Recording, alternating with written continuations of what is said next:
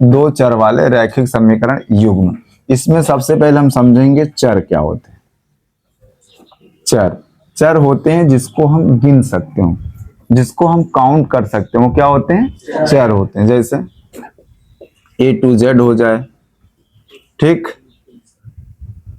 आ से ज्ञा हो जाए, तो इस प्रकार की जिसको हम काउंट कर सकते हैं वो सब क्या होते हैं? चर। और जिसको हम काउंट नहीं कर सकते वो सब होते हैं अचर, जो अनकाउंटेबल होते हैं। जैसे नंबर्स हो गए 1 2 3 4 डॉट डॉट डॉट इनफाइनाइट।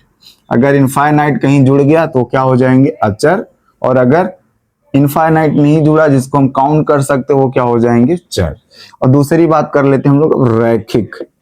रैखिक की बात कर लेते हैं, जिसमें चर की घात, जिसमें चर की घात कितनी हो? 1 हो। अगर चर की घात 1 है तब रैखिक है, अगर चर की घात 1 नहीं है तो रैखिक नहीं है।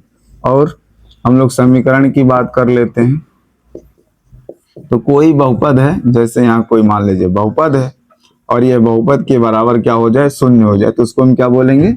समीकरण बोलते हैं। जैसे 3x धन 5y धन 7 बराबर शून्य, तो ये शून्य हो जाएगा, तो ये पहले ये बहुपद है और इसके बराबर अगर शून्य हो गया तो तब क्या हो जाएगा? समीकरण हो जाएगा। ये थोड़ी सी इसकी प्राइमरी जानकारी थी जिसको आपको जानना बहुत अनिवार्य था। युग्म की बात कर लेते हैं इसमें।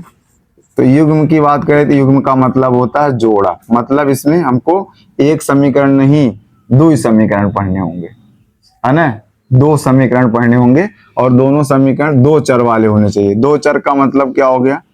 दो चर का मतलब हो गया आपका इसमें दो चर होने चाहिए। जैसे एक्स वाई होने चाहिए, ए बी होने चाहिए, या ऐसे ही कोनो जरूरी नहीं एक्स के साथ वाई ही आए, है ना? एक साथ बी ही आए, कोई जरूरी नहीं है, लेकिन हाँ दो चर होने चाहिए।